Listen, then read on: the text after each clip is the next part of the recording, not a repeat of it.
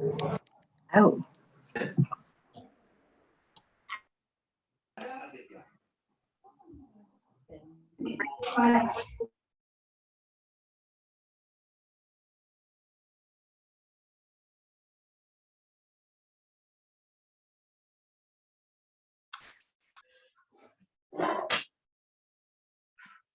Hola, buenas tardes.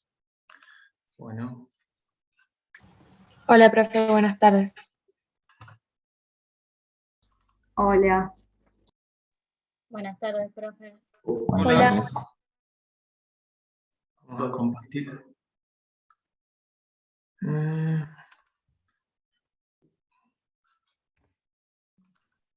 Necesitaría que alguien del centro estudiante me habilite para compartir la pantalla, porque ahora, perfecto. A ver si me deja ahora.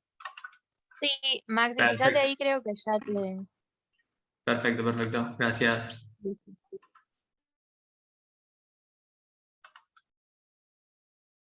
Bien. Bueno. Vamos a continuar, ¿sí?, con farmacocinética. La clase pasada no pude estar el viernes, pero no me pasó nada, ni me pasó nada a mi futuro hijo, así que es lo que yo le dije que iba a poder faltar si pasaba algo de eso, pero no, era un compromiso que tenía agendado hace mucho tiempo y como uno ya se pone grande y se olvida las cosas, ¿sí?, no podía cambiarlo. Así que bueno, les pido disculpas por el viernes pasado. Bueno, vamos a ir haciendo la clase. Acuérdense que estamos en la parte de farmacocinética, ¿sí?, que era la rama de la farmacología que se encargaba del estudio del ADME o LADME, ¿sí?, de las drogas, y hoy nos quedaba la última letra de esta, ¿sí?, sigla, ¿sí?, que es la E, ¿sí? Y ahí nosotros habíamos hecho una diferencia entre lo que es eliminación y excreción. No sé qué hora es. Perdón. Sí, estamos bien, son 8 y 7. 6 y 7. Bueno, entonces, ¿cuál es la diferencia entre lo que es la eliminación y la excreción? Acuérdense que la eliminación nosotros la vamos a definir como... Estoy pensando. No escuché, pero si hay una pregunta, pónganla en el chat.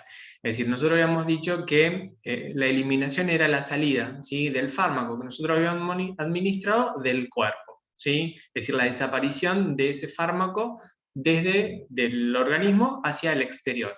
Y ese fármaco, ¿cómo puede desaparecer del organismo? Bueno, puede liberarse, ¿sí?, a través de alguna vía de excreción, que eso es lo que vamos a empezar a hablar, como droga tal, pero también otra forma de la cual se elimina es el metabolismo. Por lo tanto, nosotros no vamos a decir que eran sinónimos eliminación y excreción, ¿sí? Nosotros vamos a decir que la eliminación es la desaparición del fármaco que administro del cuerpo. Y puede ser que se elimine a través de metabolización, o que se elimine a través de excreción, o que se elimine mediante los dos mecanismos. Y entonces, ¿por qué hay fármacos que tienen esa característica? Y si se elimina por vía de excreción el fármaco original, el 100%, bueno, eso va a coincidir la eliminación y la excreción. Pero si una parte del fármaco se elimina por excreción y la otra por metabolismo, lo que vamos a encontrar en la vía de excreción va a ser el fármaco y el metabolito. O a veces encontramos solo el metabolito y el fármaco original que yo administré se eliminó el 100% por metabolismo, y lo que estoy viendo en las sustancias de excreción, en los líquidos de excreción, son solo los metabolitos. Dentro de lo que son los órganos por excelencia de excreción, tenemos el riñón como órgano fundamental. Ahora vamos a hablar un poquito de eso para ver cómo se excretan las sustancias por el riñón. Eso es en cantidad, ¿sí? En cantidad, el más importante es el riñón. Le seguiría, ¿sí?, la materia fecal a través de lo que es la bilis y la materia fecal, que es parte de lo que nosotros dijimos, ¿sí?, la clase pasada, cuando un fármaco entraba en circuito enterohepático y podía ser eliminado en parte por materia fecal o reabsorberse, ¿sí? Después, todas las otras vías de eliminación son cualitativamente importantes. ¿Qué significa eso? Que a mí me interesa, ¿sí?, saber que un fármaco, un tóxico, un medicamento, lo que fuera, lo encuentro en un humor, en un líquido, ¿sí?, de excreción, me va a decir que el paciente estuvo expuesto a ese fármaco o estuvo expuesto, ¿sí?, a ese medicamento o ese tóxico, y me sirve a lo mejor para determinar eso nada más, que estuvo expuesto, pero a lo mejor no me sirve para determinar la concentración a la cual estuvo expuesto, pero sí, por eso decimos, son vías cualitativas, porque la cantidad que se elimina es muy pequeña. Hay algunas excepciones, ¿sí? Hay algunas excepciones, como la presencia de los gases anestésicos inhalatorios, ¿sí? Aquellas sustancias que van a ingresar por vía inhalatoria y se van a eliminar, mayoría por vía inhalatoria también, es decir, por exhalación, ¿sí? Entonces, eso sería una de las excepciones. Y otra de las vías de excepción que hay que tener en cuenta es la leche materna, es decir, a través del periodo de lactancia, la cantidad que elimina la mujer por leche materna va a ser pequeña para la composición materna, el peso de la madre. Pero esa dosis que se elimina por leche materna puede ser significativa para el peso del bebé. Por lo tanto, por más que nosotros digamos que es una vía en la cual se excretan pequeñas cantidades, pueden ser significativas para el peso del bebé. Bien. Ahora, vamos a empezar a hablar de estas vías de excreción y vamos a empezar a dar algunos ejemplos.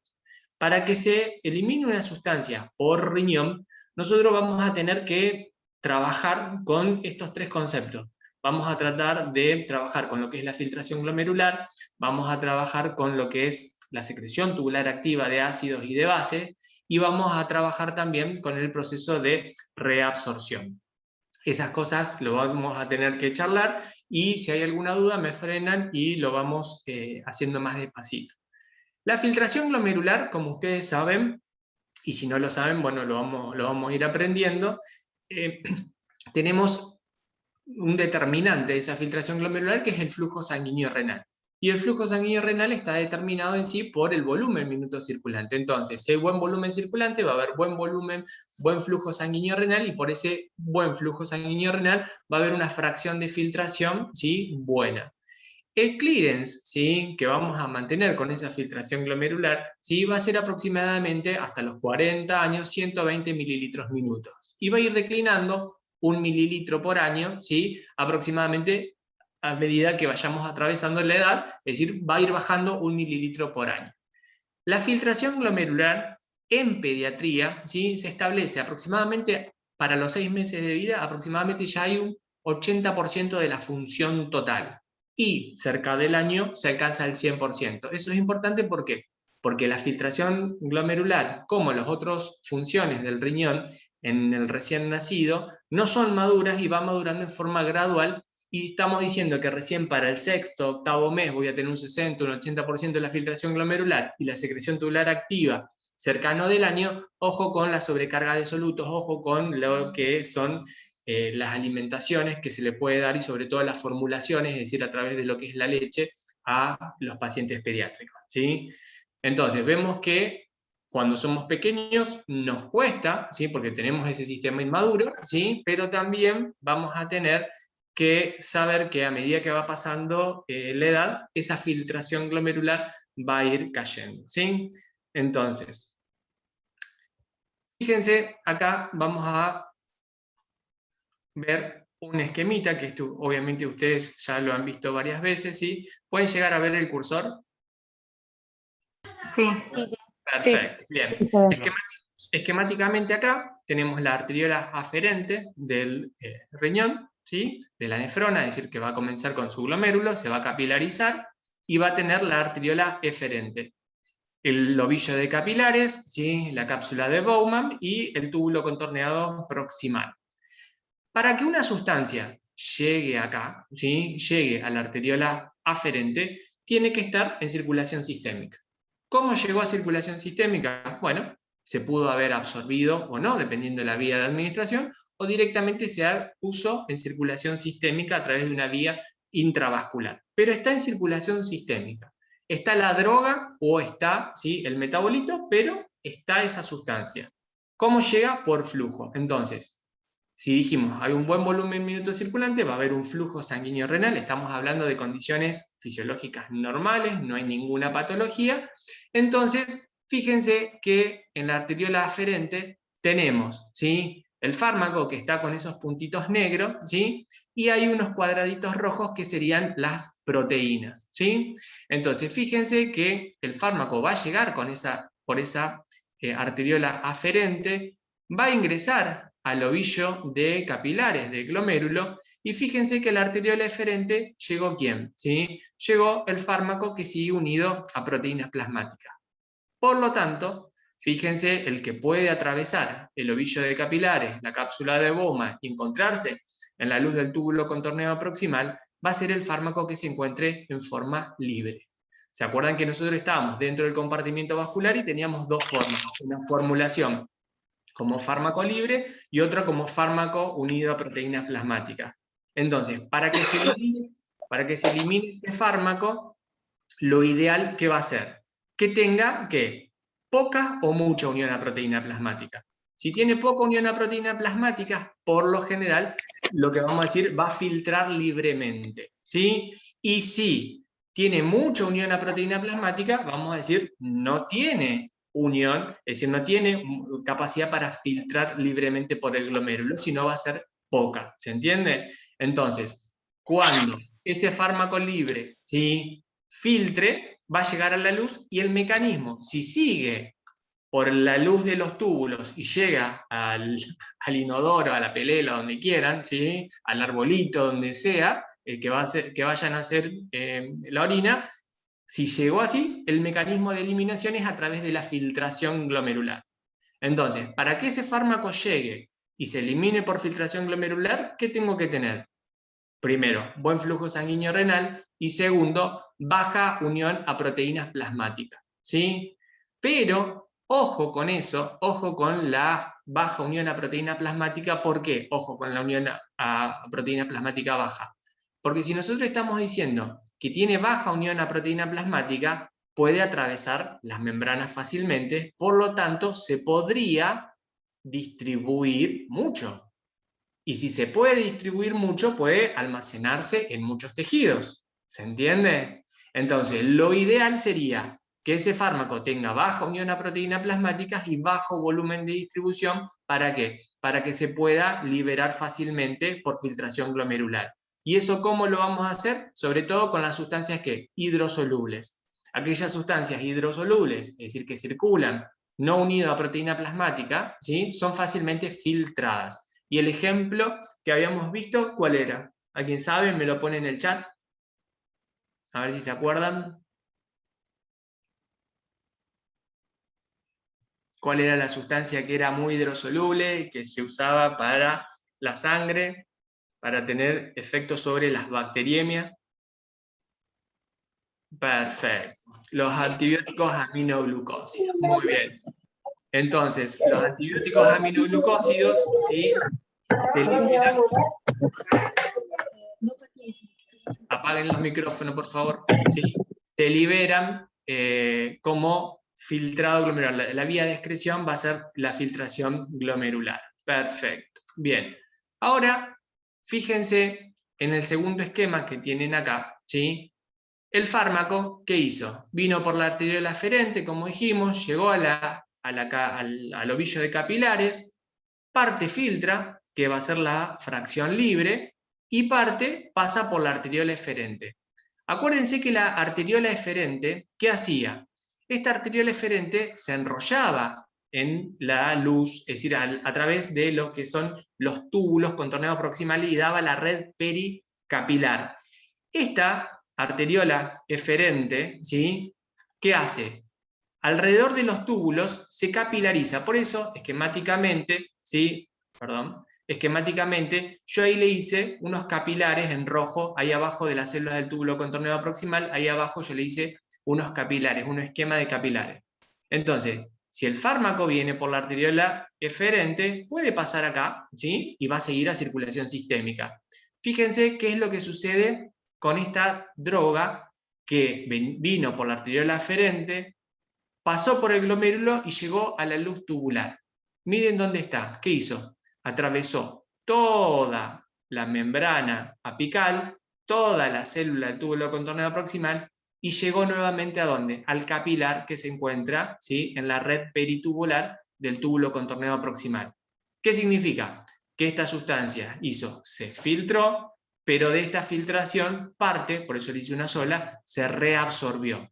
¿Se entiende? ¿Sí? Entonces, un fármaco que se esté por eliminar por riñón, como le dije, si se elimina por filtración glomerular, ¿qué significa? Que como entró, ¿sí? Se eliminó, pasó por todos los túbulos y no se reabsorbe.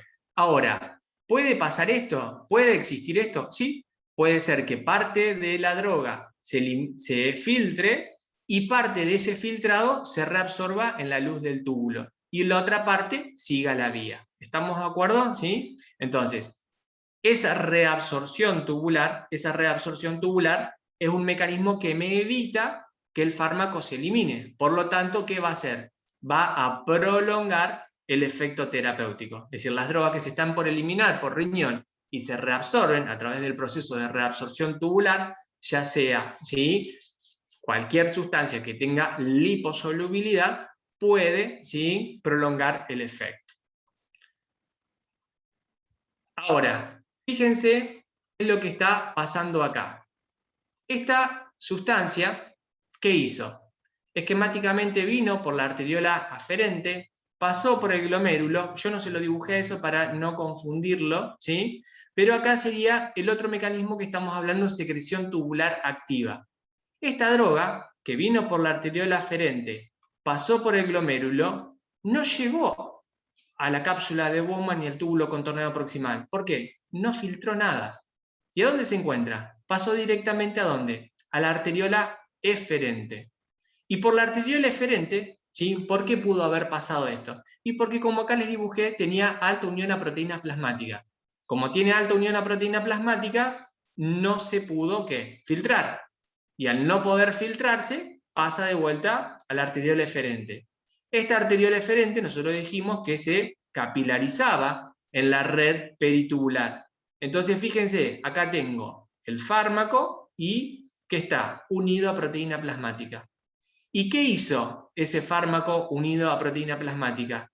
Se suelta, ¿sí? Se suelta de esa unión a proteína plasmática, lo capta la célula del túbulo contorneado proximal y lo vuelca hacia la luz. ¿Esta droga se filtró? No. Esta droga no se filtra. Esta droga tiene alta unión a proteína plasmática, llega por circulación, pero no puede filtrarse. Pero, ¿cómo está en la luz del túbulo? ¿Por qué se está eliminando por riñón? Porque tiene el mecanismo que se llama secreción tubular activa de ácidos o secreción tubular activa de bases. Dependiendo de la composición, si es un ácido débil o una base débil, puede, ¿sí?, eliminarse por este mecanismo. ¿Se entiende? Entonces, este es el otro mecanismo que nosotros tenemos que saber que existe en el riñón. En el riñón, entonces, para que se elimine una sustancia, tiene que llegar por flujo. Por lo general, ese flujo tiene que ser adecuado. Si la sustancia tiene baja unión a proteína plasmática y se comporta como hidrosoluble, va a, ¿qué?, a filtrar libremente, entonces el mecanismo de eliminación va a ser filtración glomerular. Pero si tiene alta unión a proteínas plasmáticas, por lo general no va a filtrar, pero sí se puede secretar, ¿sí? Es decir, desde los capilares peritubulares volver a la luz del riñón, ¿sí?, de la luz del túbulo y excretarse. Y hay fármacos que van a hacer las dos cosas, se van a filtrar y se van a secretar. ¿Estamos de acuerdo? Entonces, cuando ustedes le digan filtración glomerular, saben que es directamente lo que pasó por el glomérulo, y secreción tubular activa de ácidos o de base, ¿sí?, pasaría esto. Sí, ahora lo vuelvo a repetir, Milagros. Esta es la secreción tubular. El fármaco vino por la arteriola aferente como cualquiera, porque dijimos tiene que estar en circulación sistémica. Cuando llegó al ovillo de capilares, no pudo filtrar. ¿Por qué? Porque tiene alta unión a proteína plasmática. Entonces, ¿qué es lo que hace? ¿Sí? Cuando pasa a la arteriola eferente, esta arteriola eferente se capilariza a nivel de lo que es la red peritubular. Las células del túbulo contorneado proximal tienen un mecanismo de bombas, ya sea, ¿sí?, de transportes activos, ya sea en la membrana basal o en la membrana apical, dependiendo si es un ácido o una base, pero bueno, no hay problema eso que lo secamos tan fino. Pero ¿qué hizo? El fármaco que se encontraba en esos capilares, ¿sí?, que no había podido filtrarse, se secretan. Por eso se llama secreción, porque este epitelio, que son las células túbulo contorneado proximal, están secretando hacia la luz. ¿Y de dónde lo sacaron? De la sangre. Lo sacan de la sangre a través del mecanismo de transporte activo y lo vuelcan hacia la luz. Entonces, hay drogas que pueden eliminarse solo por secreción tubular activa, ¿sí? De ácido o de base. Hay drogas que solo se eliminan por filtración glomerular y hay drogas que se eliminan por los dos mecanismos, por filtración y secreción tubular activa. Sí, es en la parte distal del túbulo contorneado proximal. La secreción tubular activa se da en el túbulo contorneado proximal. En el esquema yo se lo hice ahí, pero bueno, sería en la parte final del túbulo contorneado proximal, antes de que sea la parte del tubo recto, ¿sí? Bien. Ahora, fíjense esto que tenemos acá, este esquema que tenemos acá. Es lo que les acabo de decir. La droga viene, ¿sí? Por la arteriola aferente, viene unida a proteínas plasmáticas y viene como libre. Cuando llega al glomérulo, la que va a filtrar, ¿sí? Va a ser ¿qué? El túbulo contorneado proximal, es decir, filtró, y la otra parte unida llegó ¿a dónde? A la arteriola eferente. Ahora, ¿qué pasó acá? Nosotros sabíamos que de la luz del túbulo podíamos volver al capilar, es decir, a través de esta dirección reabsorberse, porque la absorción, ¿sí? Por lo general es en una vía de administración tópica cutánea o a nivel intestinal, ¿sí? O a nivel respiratorio. Eso es la absorción cuando pasa a circulación. Ahora, yo desde la circulación lo estoy tratando de excretar y antes de que se elimine se reabsorbe, ¿sí? Ahora, si yo bloqueo esa reabsorción, fíjense, tengo acá en este esquema la filtración glomerular, lo que se filtró, tengo dos fármacos, como les puse acá, ¿sí? Que estaban en la luz del túbulo contorneado proximal, y ¿qué le hice? En vez de estar negro, ahora lo puse con negro y rojo, porque si todos los diapositivas estaban poniendo celeste y amarillo, me iban a decir que era de Newell, sí, perdón, de Central, sí, entonces ahora puse un poco de rojo y negro para que no se queje nadie, ¿sí? No soy de Newell ni de Central, así que me van a matar un par, pero bueno, no hay problema, ¿sí? La cuestión es la siguiente, ¿qué es lo que pasa? Yo acá estoy en la luz del túbulo contorneado proximal, y acá está el intersticio donde están los capilares que estaban acá abajo, ¿se acuerdan? ¿Sí? Entonces, la reabsorción, como yo vi, es esto, es el pasaje desde la luz del túbulo hacia el capilar. ¿Yo puedo bloquear eso? Sí. ¿Yo puedo bloquear esa reabsorción? Sí. Y para bloquear esa reabsorción, ¿qué tengo que hacer? Lo que se llama el atrapamiento iónico. ¿Se acuerdan cuando vimos absorción? Ahora vamos a volver a ese tema. Cuando vimos absorción, nosotros dijimos que las drogas, cuando se comportaban como más liposolubles, aquellas que tenían carga iónica y se comportaban como más liposolubles, eran las que más fácilmente se absorbían. Acá, obviamente, que va a pasar exactamente lo mismo. Las drogas que sean más liposolubles se van a reabsorber, es decir, van a pasar de la luz a los capilares nuevamente y los capilares a circulación sistémica. Ahora, ¿qué tengo que hacer yo para evitar esa reabsorción? Que sea menos liposoluble. Entonces, ¿qué es lo que voy a tener que hacer? El mecanismo de atrapamiento iónico, ¿sí? El mecanismo de atrapamiento iónico, ¿para qué? Para que esta droga, la fracción liposoluble, se torne en hidrosoluble y sea muy fácilmente excretable, ¿sí?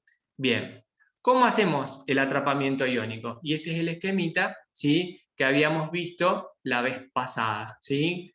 Lo que sucedía era lo inverso. Nosotros lo habíamos explicado para la absorción. Ahora, ¿cuál es el objetivo? ¿Sí?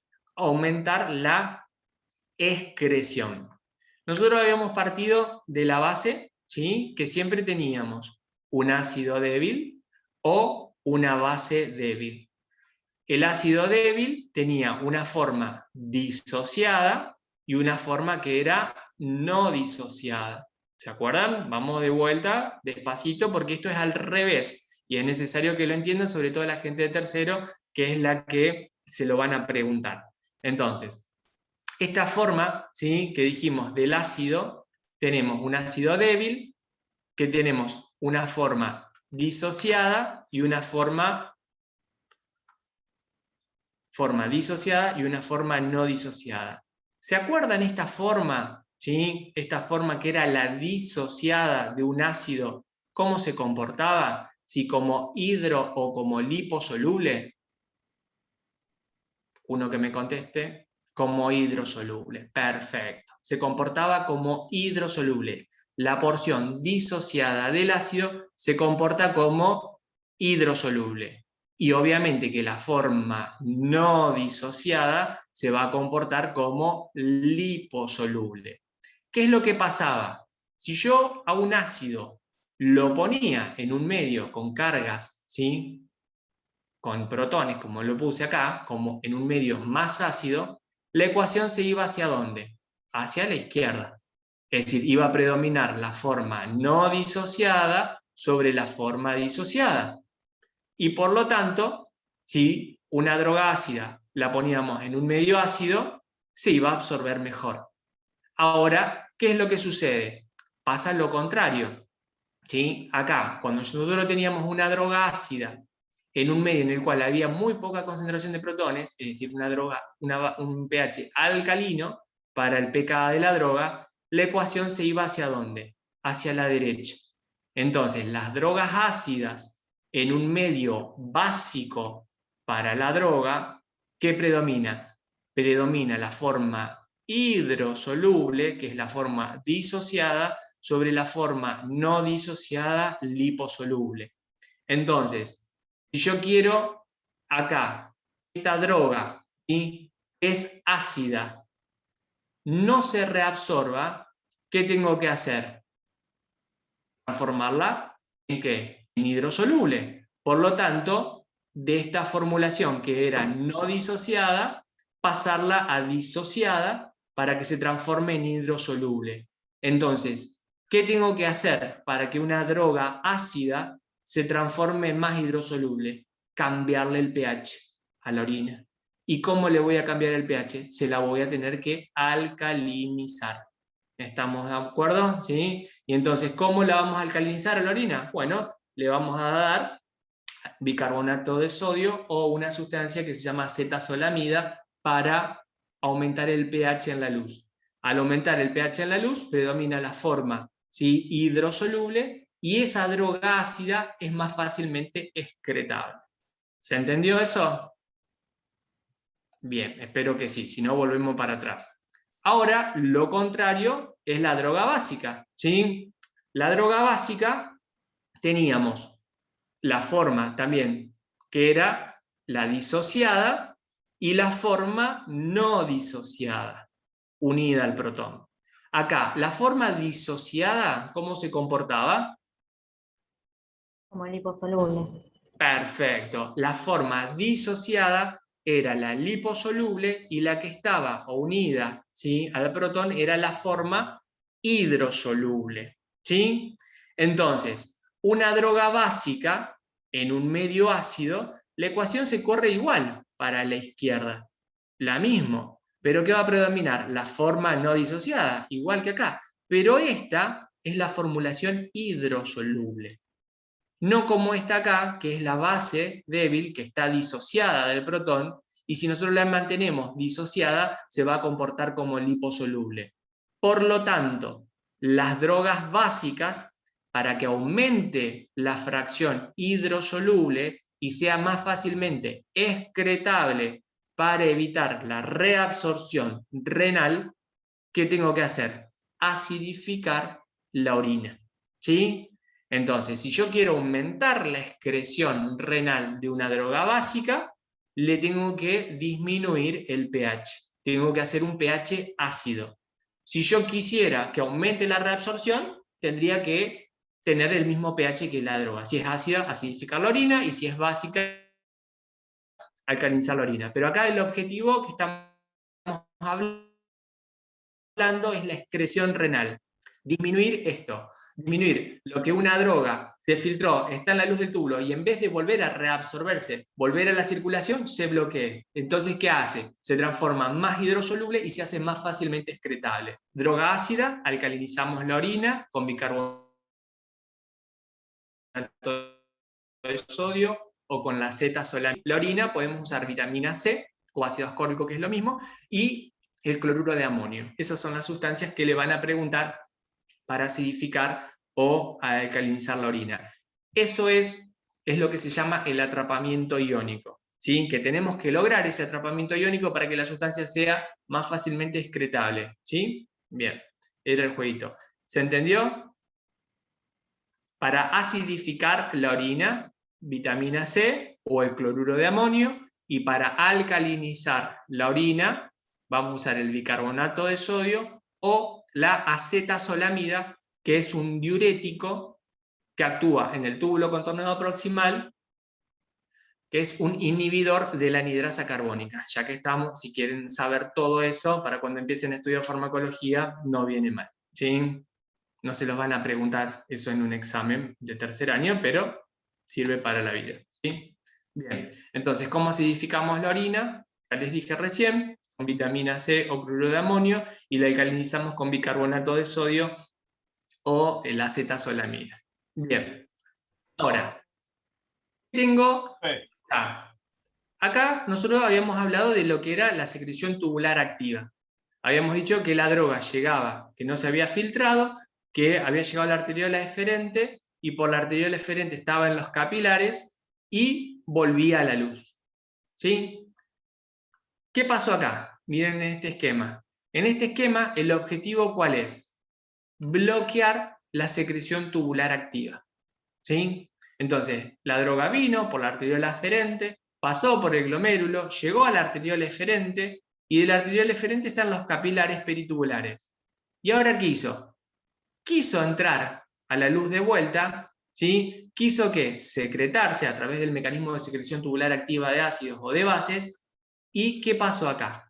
Se bloqueó, ¿sí? Acá está bloqueada. Por lo tanto, ¿qué va a hacer? Va a seguir, ¿para dónde? Para la circulación sistémica. ¿Estamos de acuerdo? Entonces, si yo sé que la sustancia se elimina por secreción tubular activa, ahora bloqueo esa secreción tubular activa, ¿qué va a suceder? ¿Sí? Se va a prolongar, ¿qué? El efecto sistémico de la droga. ¿Estamos de acuerdo? Porque nosotros sabíamos que tenía efecto sistémico esta droga, sí, ya sabíamos por qué, porque venía por circulación sistémica. Entonces venía por la arteriola eferente, pasó por acá, estamos en la arteriola eferente, y llegó a esta red peritubular. Ahora, se fue a secretar, y cuando se fue a secretar, tac, encontramos inhibidores, ¿sí?, de la secreción tubular activa de ácidos y de bases. ¿Estamos de acuerdo? Por lo tanto, ¿cuál fue el circuito? Esta droga siguió y se fue ¿a dónde? A circulación sistémica. Por lo que, vuelvo a decir, se prolonga el efecto sistémico de la droga, ¿sí?, que yo administré. ¿Eso es beneficioso? Sí, es beneficioso si la droga estaba actuando en forma sistémica y yo lo que quiero hacer es evitar, ¿sí?, la excreción de esa droga por el mecanismo de secreción tubular activo. El ejemplo más típico, ¿sí?, es la penicilina, que cuando nosotros utilizamos una sustancia que se llama probenecid, el probenecid bloquearía la secreción tubular activa de la penicilina, por lo tanto la penicilina que llegue al riñón a excretarse por secreción tubular activa se bloquea y prolongaría el efecto terapéutico. Pero ojo con esto, ¿sí? Ojo con este mecanismo de secreción tubular activa, porque a veces puede estar bloqueado y no ser bueno. ¿Por qué les digo esto? ¿Sí? Hay algunas sustancias, que ahora yo se los voy a nombrar, que pueden actuar de forma bimodal, como vamos a ver la aspirina, pero hay sustancias, ¿sí?, que se van a utilizar muchísimo en clínica médica, que son los diuréticos, ¿sí? Los diuréticos, después ustedes lo van a estudiar, van a ver diuréticos que van a ser diuréticos de asa, ¿sí?, que actúan en la rama ascendente gruesa del asa de Henle, y van a tener los diuréticos tiacídicos, ¿sí? Los más conocidos van a ser uno que se llama furosemida, que es el de asa, y la hidroclorotiacida, que ¿sí?, es uno de los tiacídicos, como su nombre lo dice. Esas sustancias actúan, ¿sí?, por la luz tubular, ¿sí? Entonces, son diuréticos, van a actuar en el nefrón, y cuando llegan al riñón hacen esto: vienen por la arteriola aferente, no filtran, por el glomérulo, pasan por la arteriol eferente, ¿y qué es lo que hace? Se secretan. Y al secretarse, van a ir por la luz del túbulo y van a lograr su efecto terapéutico. ¿Sí? ¿Por qué? Porque como es un diurético, va a actuar en la luz tubular. Si no se secretan en forma activa, ¿sí? ¿Qué es lo que va a suceder? Van a pasar a circulación sistémica nuevamente. ¿Sí? ¿El efecto sistémico lo voy a tener? Sí, si tiene otro efecto sistémico, el fármaco que yo dé va a estar, pero no voy a encontrar el efecto diurético. ¿Se entendió eso? Entonces, la secreción tubular activa, dijimos, es un mecanismo de eliminación por el cual el fármaco elimina fármacos que no se filtraron libremente y que lo agarran las células del túbulo contorneado proximal y lo vuelcan hacia la luz. Ahora, si yo bloqueo esa secreción tubular activa, ¿qué va a pasar? Disminuyo la excreción y por lo tanto prolongo el efecto sistémico. Pero si son fármacos que se tienen que secretar para lograr su efecto, si yo bloqueo esa secreción, no voy a tener el efecto deseado. ¿Sí? A ver, me preguntan, ¿los fármacos liposolubles llegan a la luz tubular por secreción porque creo que no pasan por la barrera de filtración? Sí, acordate siempre que los fármacos más que liposolubles son los fármacos unidos a proteína plasmática, que por lo general decíamos que se tenían que unir a proteína plasmática para poder conferirle algo de hidrosolubilidad porque eran liposolubles, ¿sí? Pero acordate siempre que va a haber una fracción libre y va a haber una fracción unida a proteína plasmática, ¿sí? Siempre en sangre dependiendo del fármaco. Uno es mayor, otro es menor, pero eso sí es la relación que hay, ¿sí? ¿Se entendió el mecanismo de excreción de riñón? Después vamos a hablar de farmacocinética clínica con un poquito de lo que es el clearance y las enfermedades renales, ¿sí? Cómo reajustar las dosis en estos pacientes. Ahora, fíjense el ejemplo que yo les había querido nombrar recién, ¿sí? El ejemplo que le había querido nombrar recién era la aspirina, el ácido acetilsalicílico. El ácido acetilsalicílico, nosotros decíamos que teníamos 4 efectos, ¿sí? Me los ponen ahí alguien en el chat a ver si aprendimos cuáles eran los efectos terapéuticos o deseados para los cuales yo utilizo la aspirina. Mientras me según mate. A ver si alguien por lo menos dice uno. Eran agregante plaquetario, antiinflamatorio, antipirético y analgésico. Y analgésico, perfecto. Sí. Perfecto, muy bien, ahí arrancaron todos, muy bien, perfecto. Se entendió que no es anticoagulante, ¿no es cierto? Perfecto, muy bien, antiagregante plaquetario. Fíjense lo que hace la aspirina. La aspirina en la excreción del riñón tiene un efecto bimodal con el ácido úrico, ¿sí? El ácido úrico, fíjense que les dice, en altas dosis la aspirina tiene efecto úrico-súrico. ¿Qué significa que tiene efecto úrico-súrico? Que disminuye la reabsorción del ácido úrico. Entonces va a favorecer la excreción del ácido úrico por la orina. Pero en dosis bajas, fíjense, de 1 a 2 gramos por día, lo que va a hacer es retener el ácido úrico. ¿Qué significa eso? ¿Sí? Va a disminuir la excreción y va a ser hiperuricemiante. Entonces, ¿qué es lo que le estoy diciendo acá? A altas dosis, lo que bloquearía sería esto. Bloquearía la reabsorción del ácido úrico. Tendríamos la aspirina acá en el riñón y lo que haría es competir con el ácido úrico y por lo tanto no se puede reabsorber el ácido úrico y se excretaría. Pero en dosis bajas no logra este efecto, pero sí logra este efecto. Bloquear acá. ¿Bloquea qué?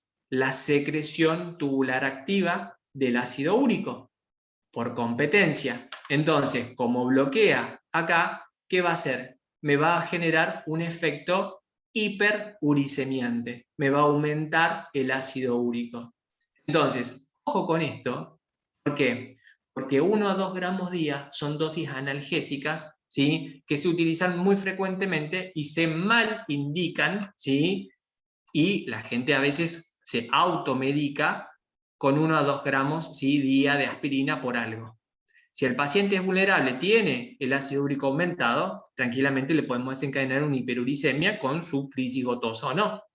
Pero a su vez, si el paciente tiene una nefropatía previa, ¿sí? Una alteración renal, que le cuesta secretar el ácido úrico, o por vejez, su filtración glomerular y sus secreciones tubulares y su capacidad de concentración empezaron a disminuir, también ojo con eso, porque la aspirina podría generar este efecto hiperuricemiante, es decir, aumentar el ácido úrico en sangre y no es ser favorable. ¿Estamos de acuerdo? Por eso es importante conocer estos mecanismos de excreción. Amén que la aspirina tiene unos efectos tóxicos en el riñón por otros mecanismos de acción, ¿sí? Que después algún día estudiaremos. Bien. Ahora, vamos a la otra vía de excreción que dijimos. En cantidad, para la persona que está en periodo de lactancia, no es importante. Pero para el bebé, la dosis que se elimina por, ¿sí? Leche materna puede ser importante, ¿sí? Esquemáticamente acá, yo les hice que tengo un alvéolo. Acuérdense que tenemos la estructura, ¿sí? Túbulo alveolar de la mama en periodo de lactancia. Acá tendríamos el ducto, conducto, ¿sí? Excretor. Y esto esquemáticamente sería el capilar por donde va a llegar la sustancia a la mama. Como nosotros sabemos, dentro del capilar tenemos que fármaco libre y fármaco unido a proteína plasmática. ¿Cuál es el que va a atravesar las membranas? Eso lo sabemos ya, que es el fármaco que se encuentra libre. Entonces, ese fármaco que se encuentra libre atraviesa por gradiente de concentración, porque la mujer lo tomó, lo inyectaron, se lo puso en forma tópica, hizo una acción sistémica, lo que sea, y por circulación llegó a la mama. Y fíjense, gradiente de concentración, pasó al alvéolo. Y del alvéolo podemos seguir ¿a dónde? Por el conducto a excretarse, por un gradiente de concentración. Acá hay, acá no hay, pum, se elimina. ¿Se entiende eso? ¿Sí? El pH, obviamente del plasma, nosotros sabemos que ronda aproximadamente en 7.4. Ahora, el pH de la leche, ¿sí? Mamaria, es decir, de la leche de la madre, por lo general es levemente ácido con respecto al pH sanguíneo. Yo acá les puse el pH ronda entre 6.8 y 7.2. ¿Estamos de acuerdo? Todo lo que incorpore la mujer en periodo de lactancia va a llegar al niño sí, siempre y cuando que se absorba y tenga efecto sistémico. Si la sustancia la mujer tomó y no se absorbió, nunca va a poder llegar al bebé. ¿Se entiende? Entonces, si la sustancia se administró por vía, ¿sí?, endovenosa, como dijimos, tenemos efecto sistémico y parte de la droga puede pasar al alvéolo. Sí, puede pasar al alvéolo. Todo eso va a depender de qué? De la unión a proteína plasmática, del gradiente de concentración, ¿sí? Pero va a ser esa dirección. Aquellas sustancias que no tengan carga iónica van a atravesar tranquilamente, ¿sí?, por gradiente de concentración, como yo acá les puse, ¿sí?, el etanol y la urea van a pasar, van a difundir, van a hacer una difusión simple y se van a encontrar en la leche. La urea obviamente no la podemos, ¿sí?, evitar que se excrete, pero el etanol sí, porque el etanol va a estar prohibido.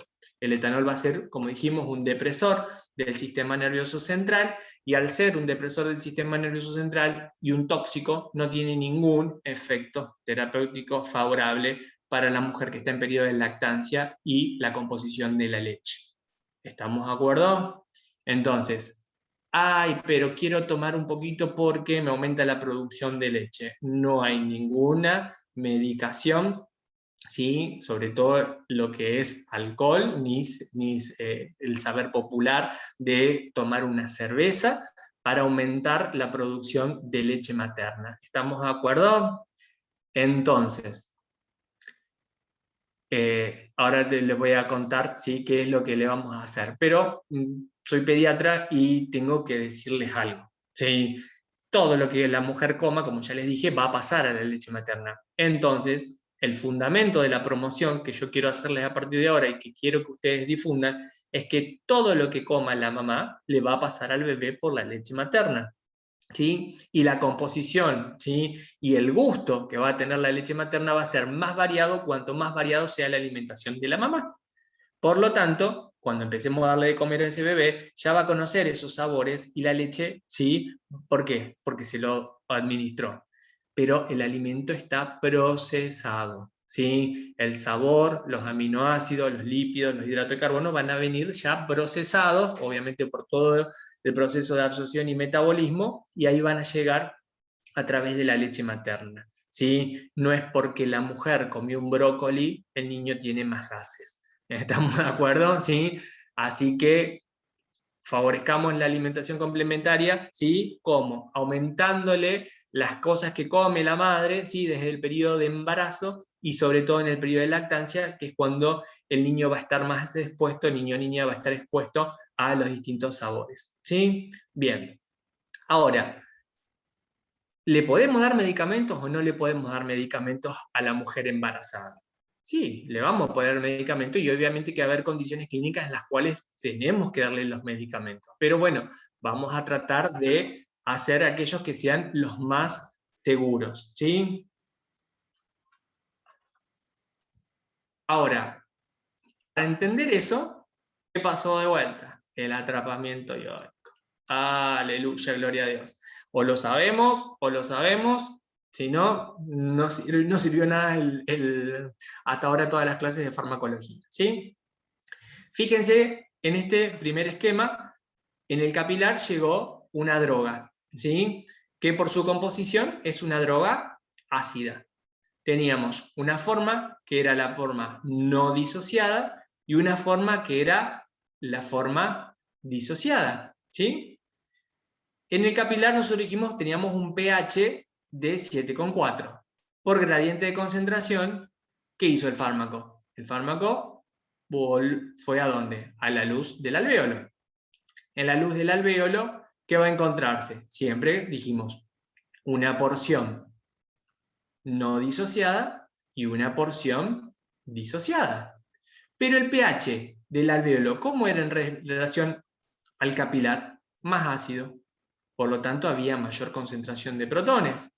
Entonces, ¿hacia dónde se va la ecuación? La ecuación se va ¿hacia dónde? Hacia la izquierda. ¿Y quién predomina acá, entonces? Predomina la forma ¿qué? No disociada, que era la forma liposoluble, ¿sobre qué? Sobre la forma disociada.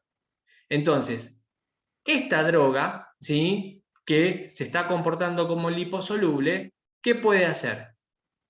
Volver ¿a dónde? Al capilar. Y reabsorberse.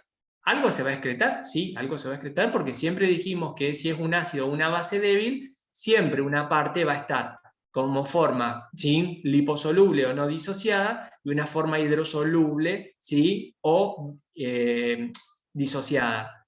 Pero si el pH es ácido en relación al que viene, va a predominar la forma liposoluble, por lo tanto, esa droga podría volver al capilar si las concentraciones plasmáticas disminuyeron por gradiente de concentración, por eso se lo hice en línea de puntos. Y esa fracción que estaba como disociada o hidrosoluble, irse ¿por dónde? Por el conducto y excretarse. Ahora, fíjense qué es lo que pasa con las drogas básicas. La base débil, ¿sí?, teníamos una forma que era la no disociada y la forma disociada. También, por gradiente de concentración, va a llegar ¿a dónde? A la luz del alvéolo. Y una vez que llegue a la luz del alvéolo, se encuentra con un pH más ácido del que viene. Por lo tanto, la ecuación ¿hacia dónde se va? Hacia la izquierda. ¿Qué predomina? La forma que no disociada sobre la forma disociada. Pero la forma no disociada en la base se comporta como ¿qué? Como hidrosoluble. Por lo tanto, se va a excretar más cantidad. ¿Se entiende eso? es lo que estábamos haciendo, el atrapamiento iónico recién en el riñón, para disminuir la reabsorción. Acá, ¿qué droga se va a eliminar más por leche materna? La droga básica, ¿sí? Entonces, ¿las drogas ácidas se eliminan por leche materna? Sí, se eliminan, pero en menor cantidad que las drogas básicas.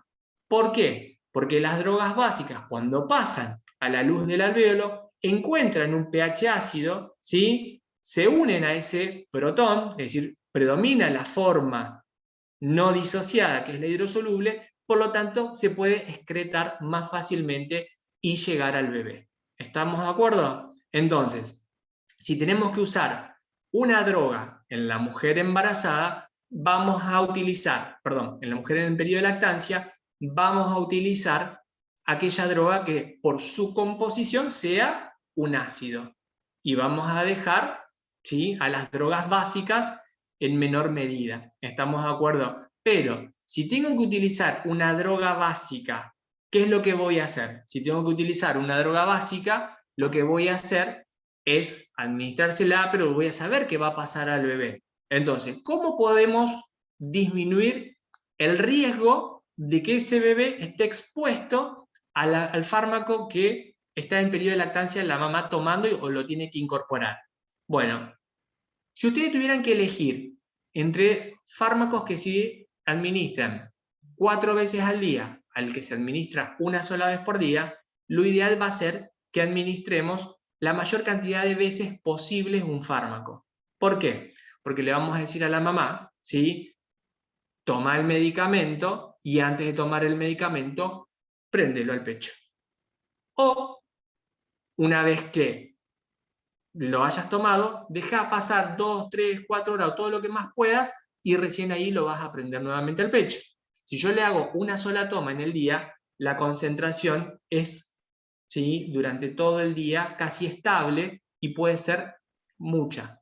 Entonces, para adecuar las cantidades, ¿sí?, del fármaco que puede estar expuesto ese bebé, ¿qué le voy a decir? Antes que te tome la próxima dosis, ¿sí?, del medicamento que te doy, préndelo al pecho. Y si no, sacate leche y guardala. ¿Estamos de acuerdo? ¿Sí? Esa leche va a tener menos concentración. ¿Por qué? Porque la concentración plasmática, acuérdense que ahora lo vamos a ver, aumenta, hace un pico, después empieza a descender, hasta que tomamos la próxima dosis, hace otro pico y empieza a descender. Entonces, adecuar la menor concentración con las tomas en intervalos constantes, eso sería mejor que no una sola toma diaria. Y con respecto a los tiempos, los menores tiempos posibles de exposición, obviamente si tengo tratamientos para hacer con drogas a 5 días, voy a elegir ese en vez de 14 días, o si tengo drogas ácidas y básicas, voy a elegir drogas ácidas en vez de las drogas básicas, ¿sí?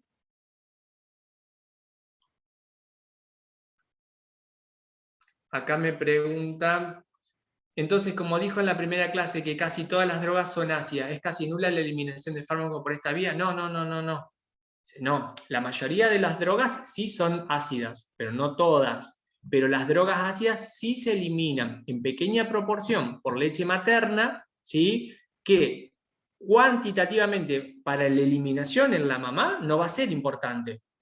Pero esa dosis que esté eliminando para el bebé, por los kilos que tienen, sí va a ser importante. ¿Estamos de acuerdo? ¿Sí? Todas las drogas se van a eliminar por leche materna, ya sean ácidas o bases, pero en mayor proporción las drogas básicas. Una de las drogas más conocidas, ¿sí?, como droga básica, la droga de abuso, la cocaína. La cocaína se va a eliminar por leche materna. Es una problemática muy frecuente, ¿sí?, en los factores de salud pública. Las drogas, las mujeres en periodo de lactancia o madres adictas, ¿sí?, a cocaína, que se les suspende la leche por el riesgo y la gravedad que hacen, ¿sí? Y otro, que no es una droga de abuso, pero que también es muchas veces muy mal usado, es la ergotamina, ¿sí? Una sustancia que tiene algunos analgésicos, no voy a decir marcas registradas, algunos analgésicos que tienen para las migrañas, ¿sí? Es decir, cuando se utiliza la ergotamina es un derivado del cornezuelo del centeno, y por eso tiene unos alcaloides, y por esos alcaloides pueden producir vasoconstricción también en el bebé, ¿sí? Bien. Entonces, esperen que me estoy yendo. acá le puse drogas y lactancia, que es lo que estuvimos hablando, ¿sí? Cuál voy a seleccionar, cuáles no, ¿sí? Y ahí les voy a poner en el chat, a ver, para que lo busquen. Si tienen duda, están en periodo de lactancia o tienen que aconsejar, primero que le aconseje un matriculado, como le estamos diciendo, ¿sí? Pero si el matriculado no les contestó, ¿sí? Y tienen alguna duda, entren a esa página, ¿sí? E-lactancia. En esa página de e-lactancia, ¿sí? Ponen la droga, el principio activo de la droga original, no el medicamento, no el nombre de fantasía o la marca registrada, y ahí les va a aparecer como los colores del semáforo. Le va a aparecer un verde, le va a aparecer un amarillito, después le va a aparecer un anaranjado y le va a aparecer un rojo. Si es verde, se puede tomar tranquilamente, y si pasamos al rojo, ¿sí? Está contraindicada. ¿Estamos de acuerdo? Eso es útil para que ustedes alcancen y puedan ver si tienen o no tienen, si pueden administrar o no se puede administrar ese fármaco en el periodo de lactancia. Y con respecto a las drogas en el embarazo, acá se las quiero nombrar nada más, porque el embarazo, es decir, las drogas en el embarazo, la placenta no sería una vía de excreción de los fármacos. Es decir, la placenta se la consideraba como una barrera, pero tampoco es una barrera, va a pasar. Pero también acuérdense que los fármacos y el embarazo se clasifican en categorías, ¿sí? Eso algún día lo vamos a también, si podemos, lo vamos a ver, pero es una barrera, entre comillas, porque todo también lo que va a estar expuesta esa mujer durante el periodo de embarazo puede pasar al niño. Y dependiendo la característica de la droga, ¿sí? Puede generar un defecto determinado si depende el trimestre en el cual esté trabajando, ¿sí? Entonces hay drogas y hay trimestres para saber qué efectos pueden llegar a producir. También va a haber de categoría A también a categoría X, que van a ser las contraindicadas. Bien. ¿Entendió excreción? ¿Sí? ¿Venimos bien? Ahora, Sí, profe.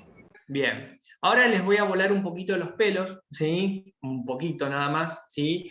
De lo que es farmacocinética clínica. El objetivo, ¿sí? De esta clase va a ser, vamos a introducirnos en lo que es la farmacocinética clínica, y el objetivo es repasar todas las veces que sea necesario este tema. Este tema de farmacocinética clínica, como yo les digo, están aburridos, leyeron cualquier otra cosa, están cansados de ver, qué sé yo, semiología pulmonar, están cansados de la clasificación de los microorganismos. Bueno, vamos y leemos farmacocinética clínica, ¿sí? Son fórmulas, ¿sí?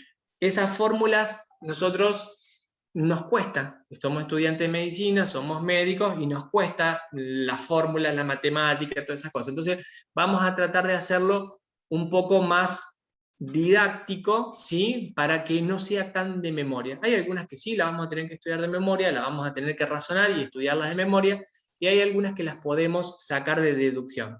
Pero ¿cuándo la podemos sacar? Cuando estudiemos. Si no la estudiamos, nunca no va a hacer nada, ¿sí? Y vuelvo a decir, al principio parece muy tedioso y nos lleva mucho tiempo, a lo mejor pasamos una semana viendo farmacocinética clínica, pero de la repetición después ustedes las tienen aisladas en una hojita a todas las fórmulas y la van sabiendo en forma rápida, pero es por repetición. Bien. La farmacocinética clínica, ¿qué me hace? ¿Sí? ¿Por qué es importante estudiar esa farmacocinética clínica? Y esa farmacocinética clínica va a ser importante porque, como les dije, va a utilizar modelos matemáticos, va a utilizar determinaciones en sangre o en plasma o en algún líquido en el cual nosotros podamos tener accesibilidad al fármaco o a la droga. ¿Para qué? Para ver cómo se comporta en el organismo ese fármaco que yo estoy administrando. Si yo a ustedes les pregunto, ¿le hicieron alguna vez determinaciones farmacocinéticas a ustedes? ¿Sí? No. Es decir, no, excepto que hayan entrado en un ensayo clínico, ¿sí? Pero si no, por lo general determinaciones de sangre, determinaciones en orina, en saliva o en vías de excreción, no se hicieron en ustedes. ¿Por qué? Porque eso ya está todo estudiado. ¿sí? Está estudiado hasta en los pacientes que son pacientes con hepatopatía o con lesiones a nivel del riñón, nefrópata. Ahora le pregunto, alguno que sea papá o mamá, ¿ustedes me prestarían sus hijos, ¿sí?, para que yo haga estudios farmacocinéticos en una droga nueva? ¿O su primito, o su hermanito más chico? No. Me van a decir todos, exacto. Todos me van a No, decir que profe. no. Bien, todos me van a decir que no. Entonces, no podría usar ningún fármaco en pediatría. Eso es el fundamento por el cual, cuando leen los prospectos, dice, no se aconseja para menores de 5 años, no se aconseja para mayores de 6 años, no se aconseja para menores... Si está usado el fármaco, estudiado, y sabemos que esa persona, las condiciones fisiológicas que tiene son normales y no hay riesgo, se pueden usar tranquilamente. ¿Por qué? Porque nunca va a existir el estudio que me diga en menores de 1 año tal droga sirve, ¿se entiende? Porque nunca va a haber una muestra suficiente que me lo permita. ¿Estamos de acuerdo? Porque no lo vamos a encontrar, ¿sí? Entonces, esas limitaciones que tenemos en pediatría, retrospectivamente se hacen, ¿sí? Es decir, se empiezan a hacer más recomendaciones. Pero vuelvo a decir, cuando ustedes lean el prospecto, no se puede dar en menores de 10 años. No, no se puede dar si tiene una contraindicación absoluta en pediatría y lo va a decir como contraindicación. Pero la mayoría de las contraindicaciones, es decir, de por qué no se puede, es por esto, es porque no hay estudios fehacientes que determinen la seguridad. Pero vuelvo a decir, estudiando el fármaco, sabiendo cómo se comporta en el cuerpo humano, cómo se metaboliza, cómo se elimina, qué efectos terapéuticos puedo esperar y qué efectos adversos puedo esperar, se puede usar en forma responsable la medicación. ¿Estamos de acuerdo? ¿Sí? Bien. Entonces, es lo que dice ahí, la farmacocinética clínica relaciona los efectos farmacológicos, ¿sí?, con la concentración del fármaco en un compartimiento accesible. Pero obviamente que nosotros no vamos a usar el compartimiento accesible para hacer las determinaciones iniciales. Entonces, les van a preguntar qué es el modelo de un compartimiento o el modelo monocompartimental y qué es el modelo... Espérenme un segundito. Porque... Ahí está.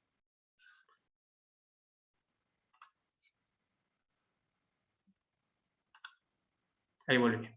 ¿Qué es el modelo, ¿sí?, de un compartimiento y qué es el modelo, ¿sí?, bicompartimental o de múltiples compartimientos para explicar lo que son los conceptos de farmacocinética clínica? El modelo de un compartimiento es el que vamos a utilizar, ¿para qué? Para hacer estos cálculos matemáticos, ¿sí? Y ahora lo vamos a explicar. El modelo bicompartimental o de múltiples compartimientos sería el más adecuado desde el punto de vista fisiológico de cómo se comporta nuestro organismo, ¿sí? Ahora, fíjense, acá tengo, esperen que se me fue. Acá tengo el fármaco, ¿sí? Acá está el fármaco, acá lo que voy a hacer es administrarlo y va a llegar a este compartimiento, ¿sí? Este compartimiento que inicialmente lo hice azul. ¿Qué está pasando acá con esto? Este fármaco se está administrando, ¿sí?, ya sea por absorción o directamente por administración, pero está llegando a este compartimiento, ¿sí? Una vez que llega, fíjense, se terminó la administración o la absorción, fíjense que no está más la flechita. Una vez que yo dejé de administrarlo, ¿sí?, o de que se absorba completamente, ¿qué pasó? Todo el cuadro se puso, ¿qué?, en amarillo. ¿Qué hizo este fármaco? Se distribuyó en forma homogénea en todas las partes del compartimiento. Y una vez que se distribuyó en forma homogénea en todas las partes del compartimiento, recién comienza a eliminarse. ¿Se entiende eso? Entonces, el modelo de un compartimiento plantea que el fármaco, ¿qué hace? Una vez que ingresa a ese compartimiento, ya sea por absorción o administración, ustedes saben la diferencia ya, se distribuye en forma homogénea, y una vez que se distribuyó en forma homogénea por todas las partes de ese compartimiento, comienza a eliminarse. Y también plantea el modelo de un compartimiento que cuando la velocidad de ingreso del fármaco es igual a la velocidad de egreso, es decir, la misma cantidad del fármaco que está ingresando, se está absorbiendo, es igual a la misma cantidad de fármaco que se está eliminando, nosotros vamos a encontrar lo que se llama la concentración en estado estable. State, ¿sí? Estado estable, plató, meseta, ¿sí? O estado estacionario. Son todos sinónimos de lo mismo. Cuando la misma cantidad del fármaco en el tiempo ingresa a este compartimiento, es la misma cantidad de fármaco que se elimina en la misma unidad de tiempo, vamos a decir que estamos en concentración en estado estable o meseta o plató. Eso ya lo vamos a ver retomar, ¿sí? Pero este es el modelo que se plantea ¿para qué? Para poder hacer estos cálculos farmacocinéticos. ¿Cuál sería ese compartimiento? Y el más accesible que nosotros tenemos es la sangre, es decir, el dosaje en sangre o en plasma. ¿Se comporta así? No. Fisiológicamente, nosotros sabemos que esto pasa así, que va a alcanzar las mismas concentraciones en todas las partes de nuestro cuerpo, un fármaco administrado. No. Pero bueno, nosotros vamos a suponer en ese modelo de un compartimiento que lo que está pasando en la sangre es lo mismo que está pasando ¿dónde? En el sitio que nosotros queremos que actúe, en el sitio de acción. ¿Se entiende eso? Pero nosotros vamos a suponer que es la misma concentración, pero sabemos que fisiológicamente no es así. ¿Por qué? Porque si yo quiero tener acción en el sistema nervioso central, nosotros dijimos que tiene que ser una amina terciaria, que tenga que ser liposoluble y que sea flujo dependiente, ¿sí? Y que no va a alcanzar la misma concentración en el sistema nervioso central por la barrera hematoencefálica que la que encontramos en sangre, ¿sí? Entonces, nos sacamos el chip de la cabeza, de la parte fisiológica, de los compartimientos, del intraelectracelular, de los distintos aparatos o sistemas, y pensamos así, que las drogas ingresan a ese compartimiento, se distribuyen en forma homogénea, y una vez que se distribuyeron en forma homogénea, se van a eliminar. ¿Se entendió eso? Espero que sí. Fíjense el modelo de un compartimiento, cuáles son las gráficas, ¿sí? ¿Cómo son las gráficas? Y acá tengo, y esto deténganse varias veces y ojo con lo que estamos viendo. En la ordenada, en el primer dibujo, yo les puse concentración plasmática, ¿sí? Y en la abscisa le puse tiempo. Esto se llama escala aritmética. Concentración plasmática, tiempo. ¿Qué hice yo? Administré una droga, ¿sí? En el modelo de este compartimiento, en el cual la concentración subió en forma rápida.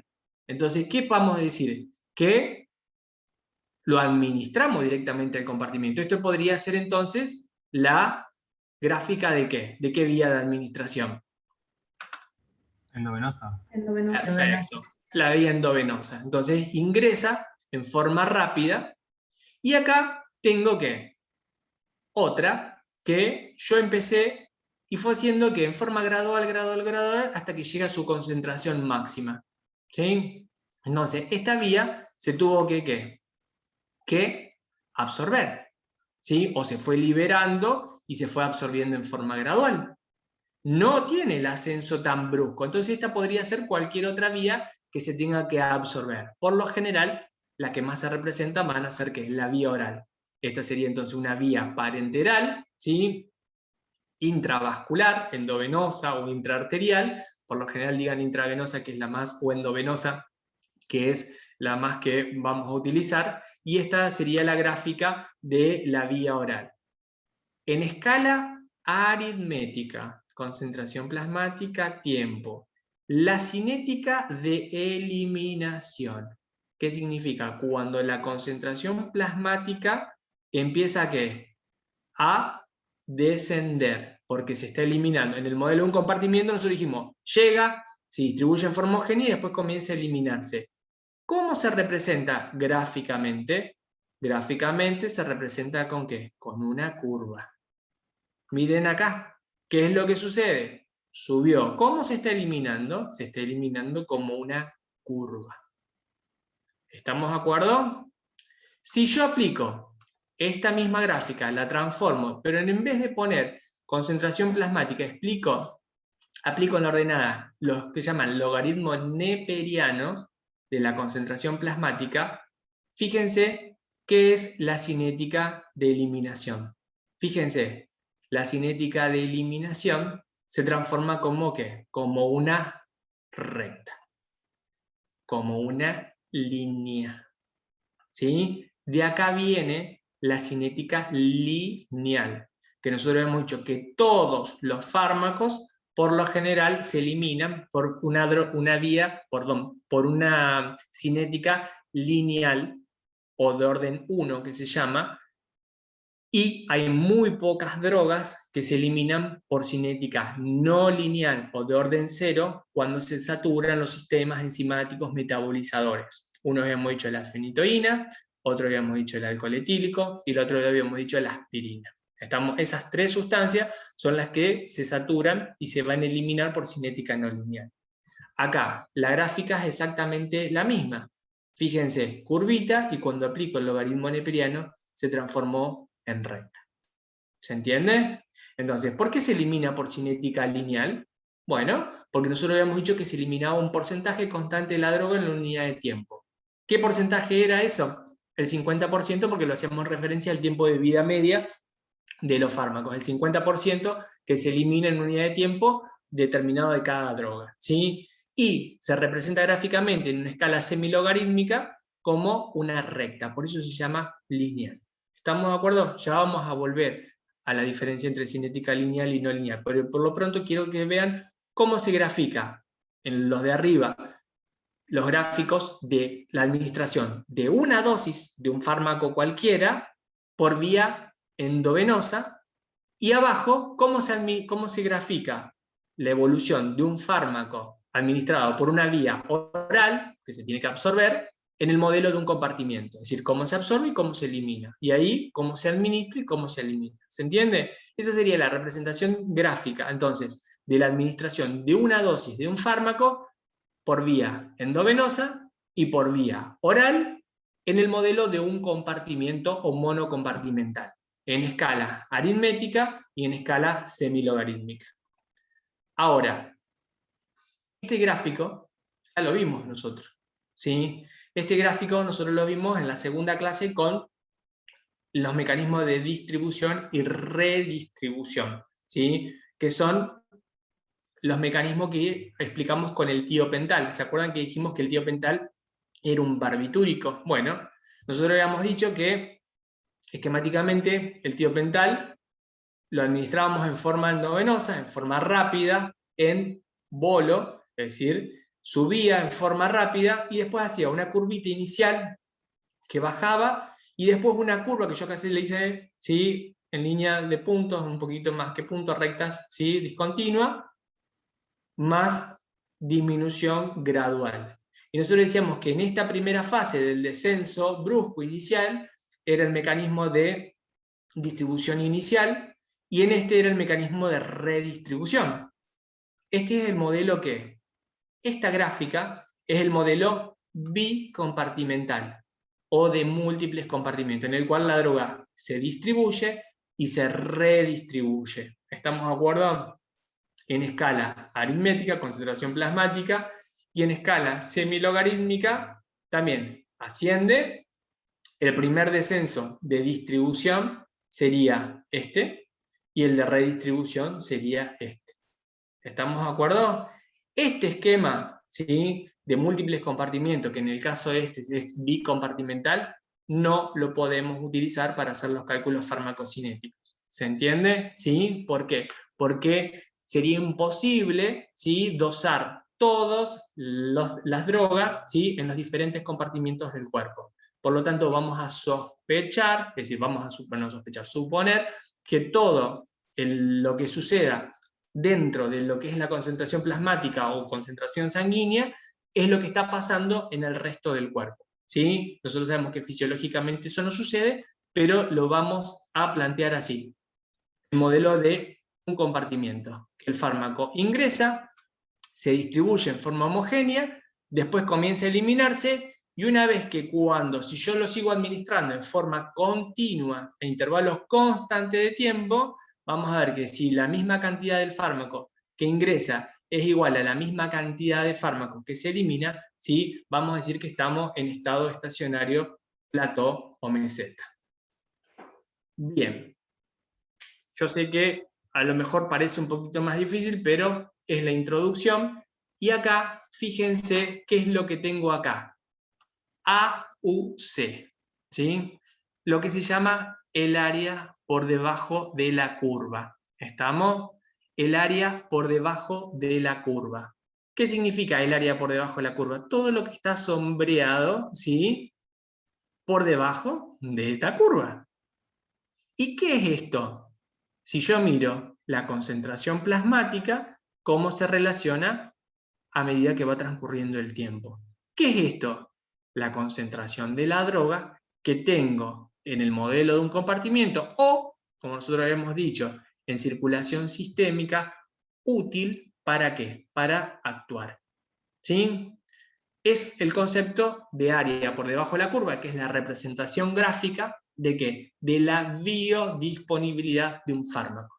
¿Y cómo habíamos dicho nosotros que era la biodisponibilidad? Era la cantidad de droga que se encontraba en circulación sistémica, útil para actuar en relación a lo que yo había administrado. Y ahora le vamos a agregar y en relación a su cinética de eliminación. ¿Estamos de acuerdo? ¿Por qué? Porque está bien, este área por debajo de la curva puede ser más grande, puede ser más ancha, en base a lo que yo administre, pero también puede ser más cortita o más larga, dependiendo cómo se esté eliminando el fármaco de ese compartimiento. Pero creo que hasta acá, ¿sí? Por hoy llegamos, no le quiero hacer más quilombo, por lo pronto ingresamos con esto, ¿sí? Por favor, lean para la clase que viene, y si no, vamos a estar más desconcertados con la parte de farmacocinética clínica. No es fácil, pero vamos a tratar de hacerla fácil. Vean varias veces el video, ¿sí?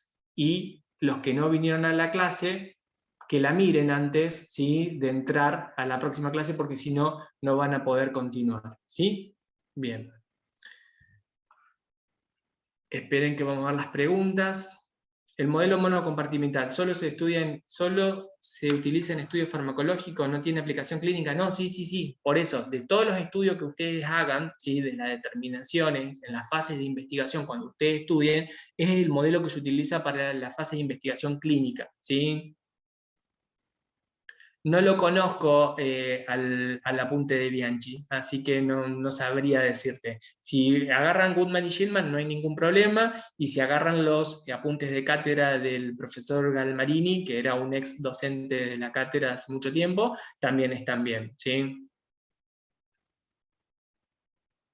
El viernes que viene, sí, yo no tengo problema, ¿sí? En darla, así que no hay ningún problema. Después, en base a ustedes, que el feriado, si ustedes quieren, la posponemos, pero a mí me gustaría hacerla. Pero bueno, se los voy avisando con los chicos del centro de estudiante en base a lo que digo. ¿Por qué vía se administra el alcalinizante o el acidificante? ¿Sí? Vitamina C, si te comes una naranja la tenés, así que eso no habría ningún problema, y por lo general el bicarbonato de sodio y el cloruro de amonio son sales que se pueden administrar por vía oral tranquilamente.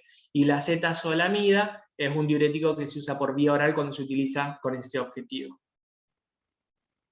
En el receso invernal sí también hay clases, todos los viernes hasta que terminemos. Yo les dije que me había comprometido con ustedes, que hasta que terminemos farmacocinética, farmacodinámica y las generalidades de intoxicación.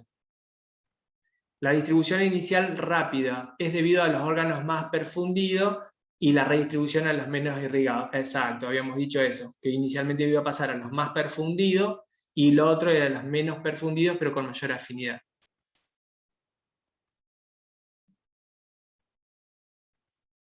Bueno, biodisponibilidad variada bajo la curva, y gracias por la atención, y acá les mando unas fotitos de la semana pasada de Bauti, que viene creciendo bien. Qué grande, profe. Felicitaciones. Gracias. Bien, Sheila dice que tiene una duda de la clase anterior del citocromo P450. ¿Solo actúa en fase 1? por lo general la citocromo P450, como hace las reacciones de oxidación y reducción, hace las reacciones de fase 1.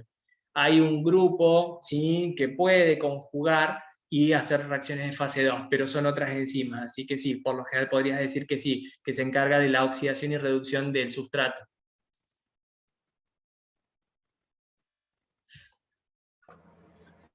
Profe, nos vemos el viernes que viene, tal vez. Bueno, éxitos. Nos vemos, profe. Chao, muchas chao. gracias. Chao, Chao, gracias. profe. Muchas Chao, profe. gracias. Chao, profe, gracias. De nada. Chao, profe. Gracias. Chau, chau. Espero que estudien, que les sirva. Profe, una consulta. Sí, Entonces siempre que, o mejor dicho, no siempre, pero cuando grafiquemos el área por debajo de la curva, en general, por la mayoría de los fármacos corresponde a un orden de cinética lineal de orden 1, van a dar generalmente una línea, no una curva. una curva en escala aritmética y en escala semilogarítmica una recta. Bien, bien. Por eso se llama el área por debajo de la curva, porque no aplica el logaritmo, ¿sí? Bien. Pero si te preguntan ¿por qué cinética lineal? Porque se representa como una línea. ¿Y en qué escala? En escala semilogarítmica. En escala aritmética, cuando vos pones concentración plasmática y tiempo, es una curva. Bien, en semi. Profe, Gracias. De nada. Sí. profe, entonces, habíamos dicho que en el modelo de un compartimiento, cuando el fármaco que ingresa es igual al fármaco que sale, nos daba la concentración en estado estable. Era así. La cantidad de fármaco que ingresa al Ah. compartimento es igual a la cantidad que sale del compartimento en la misma unidad de tiempo, se considera que estamos en estado estable, plató, meseta, steady state, cualquiera de esas cosas, ¿sí? Como quieras Perfecto. llamarlo. Gracias, profe. De nada.